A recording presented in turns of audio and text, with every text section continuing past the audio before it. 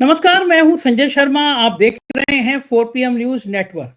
अभय दुबे जी के साथ रोज शो करता हूं और इस शो में हमने आज खास तौर से बात करी कि वो 56 इंच वाले सीने वाले हमारे साहब जो बहुत लाल लाल आंखें दिखाया करते थे, चीन के नए खुलासे ने और भारत सरकार की स्वीकारोक्ति ने बता दिया कि साहब के सीने में थोड़ी सी सिकुड़न आ गई है।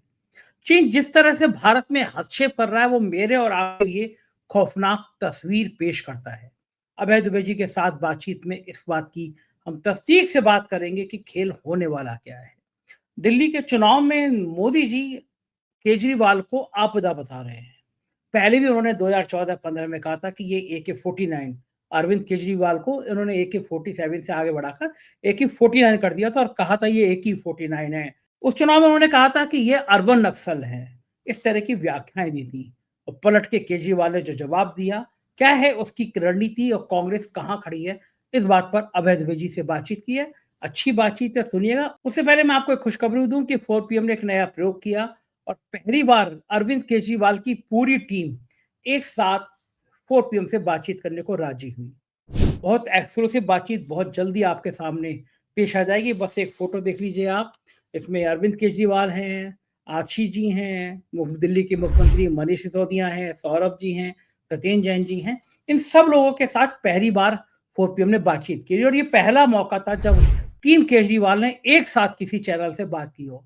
ना टीवी चैनल, ना यूट्यूब की दुनिया के लोग, पहली बार 4 PM को उन्होंने इसके लिए चुना। ये बहुत जल्दी ये पूरी बातचीत और बिल्कुल ऑफ बीट बातचीत है, आप सुनेंगे तो मजा आएगा, इंतजार करते रहिए। फिलहाल अभय द्विवेदी जी की पास चलते हैं, उनसे बातचीत करते हैं। चैनल को ज्वाइन करना और सब्सक्राइब करना ना भूलें। चलते हैं अभय जी के पास। 4 PM न्यूज नेटवर्क में स्वागत है अभय द्विवेदी जी आपका। एक बड़ी सनसनी सी खबर आई है। लद्दाख के इलाकों को लेकर भारत सरकार ने स्वीकार किया है कि चीन वहां पे कुछ प्रोजेक्ट चला रहा है और बाकायदा एक वीडियो भी वायरल हो रहा है भारत के एक अफसर का। अब तक तो ये 56 इंच के सीने वाले साहब कहते थे कि एक आदमी नहीं घुसा, 1 इंच जमीन में नहीं घुसा है। लेकिन बार बार विपक्ष ये बात आरोप लगाता था, तब विपक्ष को देशद्रोही कह दिया जाता था। डोकलाम में जो हुआ उससे हम शर्मिंदा हुए, हमारे कई सैनिकों की जान गई। लेकिन प्रधानमंत्री जी की वो फोटो लगातार आज तक लोगों को याद है कि जब वो चीन के राष्ट्रपति को झूला झुला रहे थे और चाय पिला रहे थे अपने हाथ से। और बाद में जब सैनिकों की मौत के बाद मुलाकात हुई तो लोगों ने कहा कि आंखें लाल करके मिलेंगे, लेकिन वो उल्टे खुद ही गले जाके मिल लिए। अब ये जो ताजा बयान आया है, ये बयान भारत के लिए बहुत महत्वपूर्ण संवेदनशील इसलिए भी है कि इसका मतलब चीन लद्दाख के इलाके में प्रोजेक्ट चला रहा है और हम उसको स्वीकृति दे रहे हैं। हमने क्या चूड़ियां पहन ली हैं? हम लोग इतने कमजोर हो गए हैं? चीन ने ऐसा क्या, पाकिस्तान को बार बार जो नेता कहते हैं तुम्हें पाकिस्तान भेज दूंगा, पाकिस्तान भेज दूंगा, गिरिराज क्यों नहीं कहते तुम्हें चीन भेज दूंगा? चीन का नाम भी नहीं, चा भी नहीं बोलते, ये मणिपुर की तरह, माँ की तरह। ये जो बयान है इसको आप किस तरह से सामरिक दृष्टि से और संवेदनशील दृष्टि के साथ साथ राजनीतिक दृष्टि से आप कैसे देखते हैं इसको?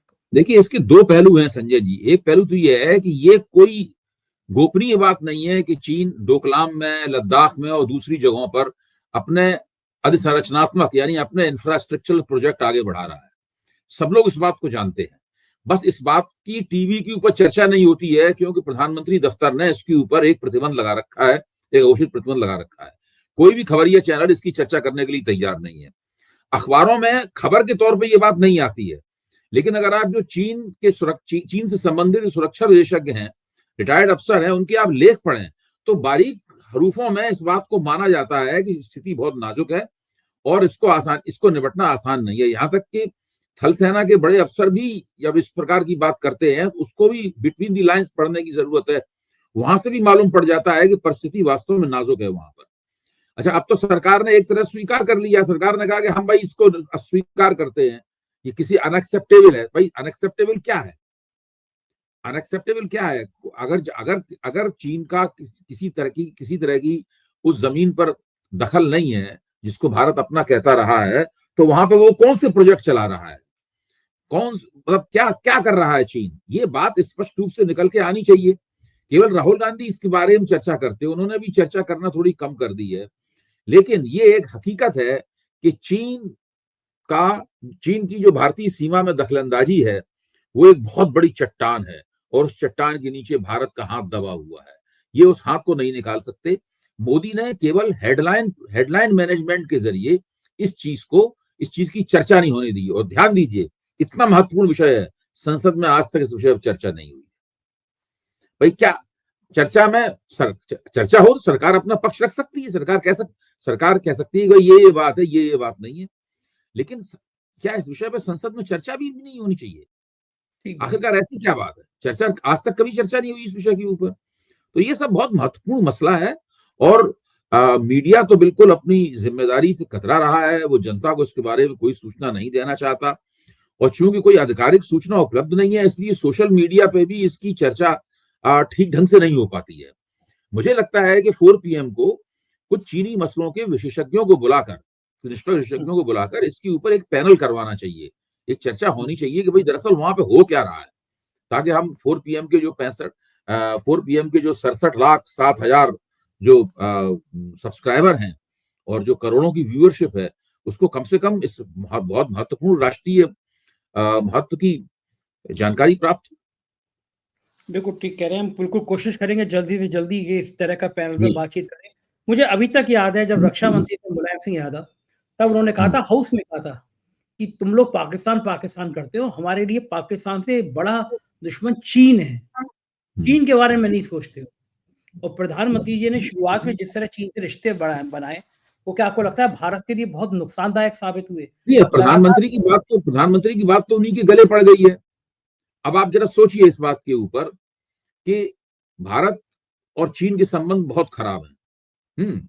और भारत और अमेरिका की दोस्ती, और खासतौर से ट्रंप साहब की और मोदी जी की दोस्ती है। ट्रंप ने भी खुद अपने मुंह से कहा है कि मोदी मेरे दोस्त हैं, मोदी ने भी कहा है कि वो मेरे दोस्त हैं। लेकिन ट्रंप अपने जब 20 जनवरी को शपथ लेंगे तो उस कार्यक्रम के लिए चीन के राष्ट्रपति शी जिनपिंग को उन्होंने निमंत्रित कर दिया है, और मोदी जी को अभी तक कोई इन्विटेशन नहीं प्राप्त हुआ। अभी बार बार चर्चा की जा रही है कि भारत के विदेश मंत्री जो हैं वहां व्हाइट हाउस के सामने धरना दे रहे हैं बैठे हुए, जयशंकर। तो किसी तरह से एक निमंत्रण निकलवा लें वहां से, ऐसा होता नहीं है। तो हाँ, अब वहां से निमंत्रण अभी तक नहीं आया, तो उसकी वजह से यहाँ पर भारत में विदेश मंत्रालय में इस बात को लेकर बड़ी सकपकाहट है। बड़ी बेइज्जती होगी मोदी जी की अगर वहां से उसने शपथ ले ली ट्रंप ने, डोनाल्ड ट्रंप ने, और मोदी जी उसमें नहीं, उनके सबसे अच्छे दोस्त मोदी जी वहां नहीं गए, और भारत का सबसे बड़ा दुश्मन जो है शी जिनपिंग, वो वहां पे बैठा होगा। आप इसका अंदाजा लगा सकते हैं कि चीन, भारत, लद्दाख और वॉशिंगटन DC, इन सब ये जो पूरा चतुर्भुज है या आयत है, जो भी आप कहें इसको, जो है उसमें भारत की विदेश नीति कहां पे मौजूद है? अच्छा, ये कई छोटे छोटे देशों की नाम भी सामने आ गए जहां पे ट्रंप की शपथ का न्योता चला गया। और भारत में मेरे एक मित्र हैं, मुझसे हंस के कह रहे थे तो चलना, बताओ कि उनके पास तक न्योता आ गया। लेकिन मैंने कहा हाथ जोड़े, मैं कहा मुझे तो अमेरिका ने वीजा ही नहीं दिया, मैं कैसे चला जाऊंगा। लेकिन प्रधानमंत्री को निमंत्रण नहीं आना, छोटे छोटे देशों को। अच्छा, प्रधानमंत्री को निमंत्रण इसलिए भी चाहिए कि भाई अदानी जी का भी मामला पूरा दांव पे लगा हुआ है। जब तक अमेरिका का राष्ट्रपति मदद नहीं करेगा तब तक उस मसले से छुटकारा देना भी मुश्किल है। रोज वहां से खबरें आती हैं। अब आज अखबार में खबर है कि कोई किसी एक जज के हवाले, एक कोई जिला जज है, उसके हवाले 4 मुकदमे हैं, चारों मुकदमे उनके हवाले कर दिए गए हैं। वो सारे मुकदमे एक साथ सुनेंगे क्योंकि सारों का किरदार एक है। तो इस प्रकार की खबरें वहां से आ रही हैं। तो ये सब चीजें भी नरेंद्र मोदी के लिए काफी बड़ी बेचैनी का सबब है। और जबकि मोदी जी ने तो बाकायदा नारा लगाया था, अब की बार ट्रंप सरकार। ये तो शायद भारत के इतिहास में पहली बार हुआ था कि हमारा प्रधानमंत्री किसी दूसरे देश के चुनाव में जाए और किसी एक व्यक्ति के पक्ष में नारा लगा दे। इससे उस बार ट्रंप हार गए थे। इस बार चुनाव हुआ तो मोदी जी बड़ा संकोच करते रहे, उन्होंने नारा नहीं लगाया, लेकिन इस बार ट्रंप जीत गए। नारे ने गड़बड़ कर दिया। नहीं, पिछली बार तो वहां गए थे, ट्रंप का हाथ पकड़ के घूमे थे वहां पर हाउडी मोदी में, और उसमें नारा लगाया था उसमें तो ट्रंप हार गए। इस बार मोदी जी का बहुमत चला गया, लेकिन ट्रंप को बहुमत मिल गया। बात सही है। तो ये आपको क्या लगता है कि किसी एक रिटायर्ड नौकरशाह को कमान देना ये नुकसानदायक है? क्योंकि मेरा व्यक्तिगत मानना यह है कि विदेश नीति किसी अनुभवी नेता को मिलनी चाहिए थी, जिसने देखा हो, जिसको मैं आपकी बात सही है, लेकिन आप पूरी मोदी सरकार की संरचना जो है उसके किरदार पर गौर करें। ये दरअसल टेक्नोक्रेट्स की सरकार है, ये पॉलिटिशियंस की सरकार नहीं है, ये अनुभवी राजनेताओं की सरकार नहीं है, ये टेक्नोक्रेट लोगों की सरकार है। अब अश्विनी वैष्णव क्या है? टेक्नोक्रेट है। वो भी तो टेक्नोक्रेट हैं। ये इसी तरीके से सरकार ये चल रही है। इसमें बहुत अनुभवी राजनेताओं की सरकार को ऐसी कोई खास जरूरत नहीं है, क्योंकि मोदी जी ऐसे किसी भी राजनेता को, अब निर्मला सीतारमन क्या है, निर्मला सीतारमन भी एक टेक्नोक्रेट ही है एक तरह से। वो उन्होंने कौन सा पॉलिटिक्स के क्षेत्र में कोई तीर मारा है, या उन्होंने बड़े जबरदस्त चुनाव जीते हैं, क्या है? राज्यसभा में भेज दिया जाता है। राज्यसभा की अश्विनी वैष्णव भी राज्यसभा में है, जयशंकर भी राज्यसभा में, सारे राज्यसभा में है। तो राज्यसभा के लोगों के जरिए सरकार चल रही है, और ये भारतीय जनता पार्टी की विशेषता है। आप अटल बिहारी वाजपेयी के जमाने से आप देखें, वहां भी राज्यसभा के योद्धाओं, ये राज्यसभा के योद्धा लोग जो हैं, वो भाजपा के अंदर बड़ा जबरदस्त उनका महत्व रहता है हमेशा। और जो लोकसभा के लोग हैं, उनका काम केवल लोकसभा की सीट जीतना है और चुपचाप बैठना है वहां पर। पार्टी के अंदर से कभी ये आवाज नहीं उठती, भारतीय जनता पार्टी के अंदर से ये मुद्दा नहीं उठता कि भाई ये तो गलत बात है, आप ये नौकरशाहों को ला ला के मंत्री बना दे रहे हो, हम लोगों की जिंदगी बीत गई राजनीति में, तो कम से कम नेताओं को मंत्री बनाया जाना चाहिए। ये नौकरशाह रिटायर हो गए। भाजपा पूरी तरह, देखिए, मैं हमेशा कहता हूं कि नरेंद्र मोदी की ताकत का राज क्या है। नरेंद्र मोदी की ताकत का राज है कि उन्होंने सत्ता में आते ही सबसे पहले जिस चीज को कैप्चर किया, वो था संगठन भारतीय जनता पार्टी का। उनके इसी भींच से राष्ट्रीय स्वयंसेवक संघ भाजपा को छुड़ाना चाहता है। अभी भी देखिए, अमित शाह और नरेंद्र मोदी का ही भाजपा के ऊपर कब्जा है। अमित शाह, नरेंद्र मोदी और जगत प्रकाश नड्डा, यही तीन लोग मिलकर भाजपा को चला रहे हैं। और राष्ट्रीय स्वयंसेवक संघ उस क्षण का इंतजार कर रहा है, उस क्षण की प्रतीक्षा कर रहा है जब भाजपा की बागडोर उसे प्राप्त होगी नए अध्यक्ष के जरिए। इसीलिए नए अध्यक्ष का सवाल इतना ज्यादा जद्दोजहद में फंसा हुआ है। तो भाजपा पे कब्जा इन लोगों ने कर रखा है, किसी की मजाल नहीं है। इनकी मर्जी के बिना भाजपा में पत्ता नहीं खड़कता। जो सांसद हैं, उनकी तो ये भी हिम्मत नहीं है कोई कह सकें कि भाई कम से कम हमारी मीटिंग करके नरेंद्र मोदी को उसका संसदीय दल का नेता तो चुन लो। ये तक नहीं कह सकते हो। उनकी बिना मीटिंग किए हुए, बिना उनकी मोहर लगाए हुए ही नरेंद्र मोदी को संसदीय दल का नेता घोषित कर दिया गया है। डरते होंगे ना कि संसदीय दल की बैठक हुई हो, कुछ एमपीओ ने खड़े होकर पूछ लिया कि कम सीटें क्यों आई। किसी की कोई हिम्मत नहीं है। जिसने ज्यादा मुंह खोला उसका कैरियर खत्म। इसीलिए ये डर है। मैं दिल्ली में हूँ और दिल्ली में आया हुआ था, तो कल प्रधानमंत्री जी का बड़ा बढ़िया भाषण सुना। उन्होंने तो अरविंद केजरीवाल को एक आपदा कह दिया कि दिल्ली में जब आपदा चली जाएगी तब दिल्ली ठीक होगी। अब दिल्ली के लोग हंस रहे हैं। मुझे अभी तक याद आया कि 2014 की बात, आसपास की बात थी, जब उन्होंने कहा था कि AK-49 है, ये नक्सल आतंकी है। अरविंद केजरीवाल को AK-49 नक्सल आतंकी, और कल कहते हैं आपदा है। इतना क्यों डरते हैं मोदी केजरीवाल से? देखिए, 2015 में जब दिल्ली में चुनाव हो रहा था विधानसभा का, तो नरेंद्र मोदी ने दिल्ली में कई रैलियां की थी, जिसमें ऊपर से देखने में लगता था कि अच्छी खासी भीड़ भी रैलियों में जमा हुई है। उस वक्त नरेंद्र मोदी ने अरविंद केजरीवाल को अर्बन नक्सल कहा था, और कहा था कि ये बंदा बदकिस्मत है, मैं किस्मत वाला हूं, मेरे सत्ता में आने के बाद से पेट्रोल के, डीजल के दाम कम हो गए हैं। ये उन दोनों, वो उन रैलियों की हाईलाइट थी। लेकिन आप जानते हैं क्या हुआ? उसी में एक मजाक भी प्रचलित है। जब नरेंद्र मोदी ने भाषणों के अंत में कहा कि आप किसको वोट देंगे, तो लोगों ने कहा आपको। तो नरेंद्र मोदी बहुत खुश हुए, भाई वोट हमको मिलने वाला है। लेकिन वोट AAP को मिला, आपको मिला, और भाजपा की 3 सीटें रह गई। उसके बाद देखिए, उसके बाद अगला चुनाव जब हुआ 2020 में, नरेंद्र मोदी ने फिर से भारतीय जनता पार्टी का जम के प्रचार किया, और उन्हीं के नेतृत्व में, उन्हीं के निर्देशन में अनुराग ठाकुर, प्रवेश वर्मा, इन लोगों की तरफ से शाहीन बाग के सवाल के ऊपर एक नंगी सांप्रदायिक मुहिम चलाई गई।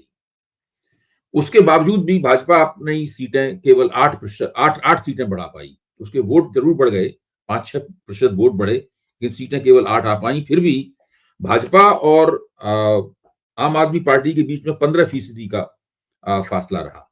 अब सवाल यह है कि क्या नरेंद्र मोदी की रैलियों से आम आदमी पार्टी परास्त हो सकती है?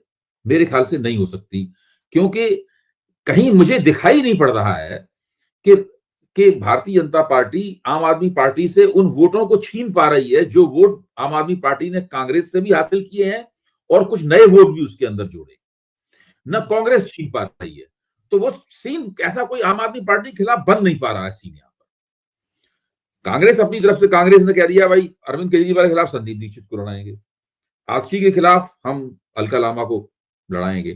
तो चेहरों से कुछ नहीं होगा, क्या कांग्रेस दिल्ली में उन वोटों को दोबारा प्राप्त कर पा रही है या उनका एक अंश दोबारा हासिल कर पा रही है जो वोट आम आदमी पार्टी ने उससे ले लिए हैं लंबे अरसे से? ये सबसे बड़ा सवाल है। मुझे तो ऐसा होते हुए कम से कम आज की तारीख में नहीं दिखाई पड़ रहा। हाँ, ये बात सही है कि आम आदमी पार्टी को कई मोर्चों पर संघर्ष करना पड़ रहा है। एक मोर्चा चुनाव आयोग का भी है, जो पिछली बार नहीं करना पड़ा था और उससे पिछली बार भी नहीं करना पड़ा था। चुनाव आयोग का भी है। बड़ी कोशिश करके भारतीय जनता पार्टी चतुराई के साथ में जो वोटिंग डेमोग्राफी है, वोटर लिस्टों में परिवर्तन करने की मुहिम चला रही है। फॉर्म 7 और फॉर्म 6 लगातार बड़े पैमाने पर चुनाव आयोग के पास पहुंच रहे हैं, लेकिन आम आदमी पार्टी सतर्क है। ये लोग रोज सवेरे उठते हैं, आम आदमी पार्टी के नेता सड़कों पर निकल जाते हैं और संजय सिंह वगैरह तो वोटर लिस्ट लेके लोगों को घूम रहे हैं, भाई देखिए आपका नाम काट तो नहीं दिया गया वोटर लिस्ट में से। तो बहुत जम के वो लोग चुनाव आयोग के जरिए जो भारतीय जनता पार्टी रणनीति बना रही है उसकी कैसे काट की जाए, इसकी कोशिश में भी ये लोग लगे हुए हैं। बिल्कुल ठीक कह रहे हैं कि केजरीवाल जी ने मुझे बताया कि उनके इलाके में शायद 10,000 से ज्यादा वोट उनके काटने और कई हजार वोट बढ़ाने की बात हो गई। छोटी सी तो विधानसभा है, अगर 10,000 वोट कट गए, और वो खास तौर से वोट भी टारगेट वो कर रहे हैं जो पूर्वांचल के लोग हैं, जो झुग्गी झोपड़ी के लोग हैं, ये जो माना जा रहा है कि आम आदमी पार्टी है, इनके ये वोट काट दो। तो क्या आपको लगता है कि ये जो स्ट्रेटेजी थी, ये स्ट्रेटेजी हरियाणा और महाराष्ट्र में भी अपनाई गई? और अभय दुबे जी, बड़ी मुझे ताज्जुब की बात एक और पता चली, बहुत अमेरिका में मेरा दोस्त है और बहुत बड़े पद पर है। उसने मुझसे कहा कि आप किसी व्यक्ति से अपने फोन को लेकर लगातार कुछ चीजें, फोन बंद भी हो तब भी बात करेंगे, तब भी वो चीजें कुछ ना कुछ रिकॉर्ड होती रहती है, जिससे आप क्या कर रहे हैं, आपकी सोच क्या है, ये कहीं ना कहीं रिकॉर्ड होता रहता है। दूसरा, आप फेसबुक पे हैं, आप ट्विटर पे हैं, आप इंस्टाग्राम पे हैं, तो आपकी सारी आदतें पता चलती हैं। आप भाई आप सेकुलर हैं तो आप लिखेंगे कि ये जो उन्माद हो रहा है, ये मंदिर मस्जिद के नाम पे झगड़ा हो रहा है, बड़ा गलत है।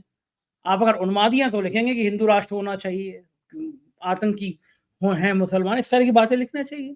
तो आपकी फेसबुक, आपका ट्विटर बता देता है कि आप उन्मादी हैं या देश में सेकुलर हैं। बड़ा आसान है। एक आईटी टीम इन लोगों की चिन्हित करती है कि ये जो सेकुलर हैं, इनके इस मोहल्ले में से वोट कटने हैं। तो कुछ जातियां ऐसी हैं, जैसे उत्तर प्रदेश में बड़ा आरोप लगा कि यादव और मुसलमानों के वोट काट दो। बाकी काम सोशल मीडिया कर लेती है कि भैया ये मोदी जी के भक्त नहीं है, इनका नाम कटा दो। तो आपको लगता है कि हरियाणा और महाराष्ट्र में भी ये प्रयोग हुआ? क्योंकि कल मैंने गुरदीप सिंह सप्पल का भी इंटरव्यू किया था, तेजतर्रार इंसान है, उन्होंने कहा कि महाराष्ट्र में तो बहुत सारे हमें प्रमाण मिल भी गए हैं अभी, और हम रिसर्च कर रहे हैं। यानी ईवीएम को आप तो मना करते थे कि ईवीएम के झोल को आप नहीं मानते, यानी हम लोग ईवीएम की बात करते रहते थे और असली खेल जो था वो वोटर लिस्ट में था, कि हजारों के एक, अगर एक विधानसभा से 5-7-10 हजार वोट काट दो किसी के, तो खेल सारा पलट ही जाएगा। इसका मतलब सारा खेल भाजपा जो कर रही थी, तो एकदम तस्वीर गायब हो जा रही थी, वो ये था कि वोटर लिस्ट में मैनिपुलेशन ज्यादा हो रहा था। देखिए, कांग्रेस ने इस प्रकार की शिकायतें भी की हैं, आपकी बात सही है, लेकिन दो तरीके हैं इस समस्या से लड़ने के। एक तरीका यह है कि जब घटना घटित हो जाए उसके बाद आप शिकायत लगाइए, अदालत में जाइए और नारा लगाइए कि भाई हमारे साथ नाइंसाफी हुई, चुनाव आयोग की आलोचना कीजिए। एक तो तरीका ये है। कांग्रेस का तरीका ये रहा है, कांग्रेस जब ये सब हो रहा था उस वक्त कांग्रेस इस पे आपत्तियां दर्ज नहीं करा पाई। उस वक्त इन बातों को लेकर कांग्रेस सार्वजनिक जीवन में नहीं आई, उसने प्रेस कॉन्फ्रेंस नहीं की, हंगामा नहीं किया, मीडिया में नहीं गई कांग्रेस। आम आदमी पार्टी क्या कर रही है? इसके विपरीत आम आदमी पार्टी जब ये घटना करने की, जब इस प्रकार की साजिश करने की कोशिश की जा रही है, आम आदमी पार्टी उसी मुकाम पर हस्तक्षेप कर रही है अपना। ये दोनों पार्टियों में फर्क है। आम आदमी पार्टी ने तो बहुत सी कॉन्स्टिट्यूएंसीज के, बहुत से निर्वाचन क्षेत्रों के आंकड़े ही प्रसारित कर दिए हैं कि चुनाव आयोग के पास फॉर्म 6 यानी कितने वोट जोड़ने हैं और फॉर्म 7 यानी कितने वोट काटने हैं, इसके कौन कौन से कितने फॉर्म पहुंचे हैं चुनाव आयोग के पास। और क्या, और वहां चुनाव आयोग के पास जाके आम आदमी पार्टी ने अपनी आपत्तियां भी दर्ज करा दी हैं। अब उन आपत्तियों को नजरअंदाज चुनाव आयोग नहीं कर सकता है। तो वो तो आम आदमी पार्टी स्ट्रीट फाइटिंग कर रही है, वो सड़क पर लड़ाई लड़ रही है। तो सड़क पे, जैसे आप देखिए ना, जैसे ही नरेंद्र मोदी ने अपना भाषण दिया, रैली में पहला भाषण दिया अशोक विहार में, जो उन्होंने गरीब आदमियों के लिए मकान सरकार ने बनाए थे उनकी चाबियां उन्होंने बांटी, ये सब उन्होंने किया, वैसे ही तुरंत अरविंद केजरीवाल की प्रतिक्रिया भी सामने आ गई। अखबारों ने लीड बनाई, नरेंद्र मोदी के लेक्चर की, लेकिन साथ में अरविंद केजरीवाल की प्रतिक्रिया भी जोड़नी पड़ी। अरविंद केजरीवाल ने साफ कह दिया कि भाजपा के पास ना कोई चेहरा है, ना कोई भाजपा के पास नैरेटिव है, और भाजपा विनाश का सामना कर रही है दिल्ली में, तीसरी बार बर्बाद होने जा रही है। तो अब देखिए ना कि वो मोदी वर्सेस मोदी बनाम केजरीवाल करने की जो भाजपा की तरफ से कोशिश की जा रही है, अरविंद केजरीवाल को उसमें कोई आपत्ति नहीं है। हमारे दूसरे पिछला चुनाव भी इसी अंदाज में लड़ा गया था। उससे पिछले चुनाव में जरूर चुनाव से कुछ पहले किरण बेदी को मुख्यमंत्री पद के चेहरे के तौर पर उतारा गया था, लेकिन वो भाजपा के लिए उल्टा दांव बैठा। किरण बेदी खुद भी अपना चुनाव हार गई और उस चक्कर में हर्षवर्धन की राजनीतिक कैरियर की भी बलि चढ़ गई, और किरण बेदी तो खत्म ही हो गई, अब तो वो उपराज्यपाल बनी हुई है। तो मैं बात ही कहना चाहता हूं कि आम आदमी पार्टी दिल्ली में जिस तरह चुनाव लड़ रही है, उसी से भाजपा चौंकती है ना कि ये कुछ खास तरह का प्रतिद्वंदी है। ये एक ऐसी राजनीतिक पार्टी है जो मेरे अपने लहजे में ही मुझसे संवाद करती है, तुर्की बतुर्की जवाब देती है। अगर हम एक चाल चलते हैं तो वो दो चाल चलती है। अभय जी, मैं थोड़ा व्यापक दृष्टि से आपसे समझना चाहूंगा जो आपने बात कही उसी संदर्भ में। आम आदमी पार्टी ने जिस समय वोटर लिस्ट में ये हेराफेरी की जा रही थी, उसी समय पकड़ लिया, चुनाव से पहले हल्ला काट दिया। जाहिर है कि वो अब असंभव है कि हो जाए। कांग्रेस आम आदमी पार्टी से कहीं बड़ी पार्टी है, कहीं बड़ा संगठन है, कहीं ज्यादा पैसा है। मैंने केजरीवाल से भी पूछा ये बात, मैंने कहा ये आपके अंदर जो लोग कहते हैं दिमाग जो है ना वो 50 ग्राम ज्यादा होता है, तो आपके अंदर ये 50 ग्राम दिमाग ज्यादा है कि जो कांग्रेस नहीं पकड़ पाती वो आप पकड़ लेते हो। तो कारण क्या है कि कहाँ कांग्रेस चुक रही? केजरीवाल की टीम ने तुरंत पकड़ लिया, दस्तावेज आया सामने। कांग्रेस ही हरियाणा महाराष्ट्र में क्यों चूक गई कि वहां पे वोटर लिस्ट चेक ही नहीं की? क्या ओवर कॉन्फिडेंस में आ गई थी कि हमारी तो लहर है, या कांग्रेस के संगठन पे भी कुछ कमी ऐसी रह गई जिसको ठीक करना बहुत जरूरी हो गया है? देखिए, हरियाणा में और महाराष्ट्र में तो साफ तौर पे मेरा मानना है कि कांग्रेस अभी भी लोकसभा चुनाव में जो उसे एक छोटी मोटी कामयाबी हासिल हुई, उसकी सीटें दोगुनी हो गई, आम आदमी वो भाजपा ने बहुमत खो दिया, तो वो जो कामयाबी मिली, उस कामयाबी की खुमार से कांग्रेस उस वक्त तक उबर नहीं पाई थी। अब ये दो बड़े चुनाव हार जाने के बाद शायद कांग्रेस उस खुमार से उभरेगी। तो आप देखिए ना, राहुल गांधी की पूरी गतिविधियों को देखिए, कांग्रेसियों की पूरी गतिविधियों को देखिए, वो मान के चल रहे थे कि यहाँ की जनता भाजपा के खिलाफ है, और ये इसने अभी लोकसभा चुनाव में हमें जबरदस्त जीत दिलाई है, और ये विधानसभा चुनाव में भी ये जीत हमें प्लेट पर रख के मिल जाएगी। तो कांग्रेस के अंदर से लोग कह रहे हैं कि ये दोनों चुनाव बहुत गंभीरता पूर्वक, बहुत योजना बनाकर, सारी चीजें दांव पे लगाकर, हर पहलू को देखकर लड़े नहीं गए कांग्रेस की तरफ से। कांग्रेस मान के चल रही थी ज्यादा कुछ करना नहीं है, इस चुनाव की बागडोर भूपेंद्र सिंह हुड्डा को दे दो, वो जिता देंगे, और महाराष्ट्र में तो इतनी जबरदस्त जीत हमने हासिल की है, वो बना बनाया तैयार रखा हुआ है सब मामला हमारे लिए। तो कांग्रेस ने तो चुनाव ठीक से लड़ा ही नहीं। तो जब हरियाणा का चुनाव हार गए तो अरविंद केजरीवाल का वक्तव्य याद है क्या क्या था? उन्होंने कहा भाई चुनाव को गंभीरता से लेना चाहिए, और केवल कोई टेकन फॉर ग्रांटेड नहीं लेना चाहिए चुनाव को कि भाई तो अब हमारी जेब में ही पड़ा हुआ है। बात बिल्कुल ठीक है, लेना चाहिए। भाई ये वो व्यक्ति कह रहा है जो भारतीय जनता पार्टी से 15% वोटों से आगे है। सही बात है। कितना फर्क है दोनों के बीच में? मतलब आम आदमी पार्टी भाजपा को, आम आदमी पार्टी को तो 50% से ऊपर वोट मिले थे, और कांग्रेस और भाजपा को 35-36% के आसपास वोट मिले। तो 15% वोटों से जो आगे है वो टेकन फॉर ग्रांटेड नहीं ले रहा है, वो एक एक चीज की जांच कर रहा है, कहाँ पे क्या कमी है, यहाँ पे पेच कसा जाए, ये चीज ढीली है इसको ठीक किया जाए, ये चाल हमारे खिलाफ खेली जा रही है इसकी काट की जाए, वो तो इस काम में लगा हुआ है। और कांग्रेसी बैठे हुए हाथ में हाथ रखे हुए कि लोकसभा चुनाव में फायदा हुआ है, वो फायदा सीधे सीधे उसका अनुवाद विधानसभा चुनाव में भी हो जाएगा। ऐसा नहीं होता है राजनीति में। भाजपा भी ऐसा नहीं करती है। भाजपा भी, जब देखिए लोकसभा चुनाव में भाजपा अति आत्मविश्वास की शिकार थी, उसका नुकसान हुआ उसे। कांग्रेसियों को समझना चाहिए कि अब भाजपा अगले लोकसभा चुनाव में अति आत्मविश्वास की शिकार नहीं रहेगी। जो झटका उसको लग गया, वो झटका ऐसा नहीं है कोई दोबारा फिर वैसे ही झटका लग जाएगा भाजपा को। उसको दोबारा भाजपा को झटका पहुंचाने के लिए कांग्रेस को अतिरिक्त तैयारी करनी पड़ेगी, मेहनत करनी पड़ेगी। ठीक बात। हाँ, हर जगह आप संविधान की किताब दिखा के नहीं काम चला सकते, मतलब कुछ और भी करना पड़ेगा आपको। ओबीसी वोटों को पटाना पड़ेगा, दलित वोटों को पटाना पड़ेगा। हरियाणा में ओबीसी वोट पटाने की कोशिश कहाँ की गई, महाराष्ट्र में कहाँ की गई, जबकि भाजपा लगातार कर रही थी। भाजपा ने हरियाणा में भी ओबीसी वोटों पर काम किया और महाराष्ट्र में भी ओबीसी वोटों पर काम किया। लेकिन ये दिल्ली में कोई जीते कोई हारे, एक बड़ा नुकसान कांग्रेस का ये हो सकता है कि इंडिया गठबंधन का ताना बाना बिखरता हुआ नजर आ रहा। जिस तरह से कांग्रेस हमलावर है अरविंद केजरीवाल के ऊपर, सारे नेता अब जाने कितने कितने भाजपा से भी आगे बढ़कर आरोप लगा रहे हैं।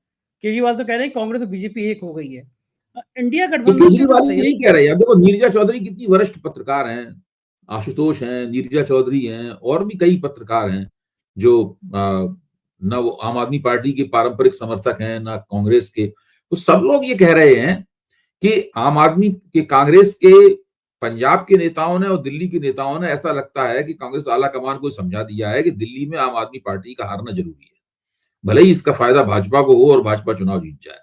दिल्ली में आम आदमी पार्टी हार जाएगी, इसका जो न्यूक्लियस है, इसका जो केंद्रक है वो कमजोर हो जाएगा। हेडक्वार्टर भाजपा का वो आम आदमी पार्टी का कमजोर हो जाएगा, तब हम पंजाब में अपनी वापसी कर सकेंगे। तो दिल्ली में आम आदमी पार्टी को चुनाव हराकर कांग्रेस ये ख्वाब देख रही है कि पंजाब में वो अपनी वापसी कर लेगी। मुझे नहीं पता कहां तक ये बात सही है, लेकिन जो कांग्रेसियों का जो आचरण है दिल्ली में, उससे इसकी तरफ जरूर संकेत मिलता है। अच्छा, लेकिन एक नुकसान ये हो जाएगा कि जो सहयोगी इंडिया गठबंधन के लोग हैं, जैसे अखिलेश यादव हैं, ममता बनर्जी हैं, ये सब तो सब केजरीवाल पे के बुरा साथ सब, नहीं सब पे बुरा असर पड़ेगा। देखिए, ये वो पहले से केजरीवाल के साथ है। अखिलेश यादव ने तो यहाँ पे आके कह ही दिया है कि हम भाई आपके साथ हैं, हम आपको चुनाव नहीं, हमें आप उम्मीदवार नहीं खड़ा कर रहे, हम आपके साथ हैं। हालांकि तेजस्वी ने उम्मीदवार खड़ा करने से अभी तक इनकार नहीं किया है, लेकिन तेजस्वी क्यों यहाँ पे उम्मीदवार खड़ा कर रहे? पिछली बार खड़ा किया था राष्ट्रीय जनता दल ने उम्मीदवार, यहाँ पे कोई नतीजा नहीं निकला उसका। सब लोग जानते हैं कि यहाँ ये चुनाव आम आदमी पार्टी और भाजपा के बीच में होने वाला है। कांग्रेस इसको त्रिकोणात्मक बनाने की कोशिश कर रही है। देखिए, मैं बार बार कहता हूं, कांग्रेस 3 तरह से अरविंद केजरीवाल को नुकसान पहुंचा सकती है, वो समझने वाली बात है। पहला यह है कि वो अपने 4.25% वोटों को बढ़ाकर किसी तरह 12 या 13, 14% तक ले जाए। अगर उसने ऐसा किया तो उससे भारतीय जनता पार्टी को चुनाव जीतने में मदद मिलेगी। नंबर 1, कांग्रेस को तो कुछ खास हासिल, कांग्रेस की सीटें तब बढ़नी शुरू होंगी जब 20% के आसपास वोट करें। दूसरा तरीका यह है कि कांग्रेस जो है वो 20 से 25% के बीच अपने वोटों को ले जाए। उस स्थिति में दिल्ली का चुनाव वास्तव में त्रिकोणात्मक हो जाएगा, यानी 2013 में जो नतीजा आया था 2015 पहले, उस तरह का नतीजा आ सकता है। तीसरी स्थिति यह है कि कांग्रेस अपने वोटों को बढ़ाकर 40% भी ले जाए, तो शीला दीक्षित की तरह वो चुनाव जीतने की स्थिति में आ सकती है। अब आप बताइए, कांग्रेस 3 में से कौन सा काम कर सकती है? ज्यादा से ज्यादा पहले वाला काम कर सकती है कांग्रेस। वो भी कर पाएगी कि नहीं कर पाएगी, वो बात की बात। आम आदमी पार्टी पहले वाला काम नहीं करने देना चाहती उसको, वो उसी जुगाड़ में लगी हुई। बिल्कुल ठीक बात है। मजा आएगा, अभी कुछ दिनों बाद और रोचकता बढ़ेगी दिल्ली के चुनाव में। बहुत बहुत शुक्रिया अभय जी, आपने समय दिया। Thank you sir. तो ये अभय दुबे जी, और मुझको यकीन है ये बातचीत आपको हर बार की तरह पसंद आई होगी। अपनी राय, अपने कमेंट जरूर बताइएगा। शुक्रिया, थैंक यू।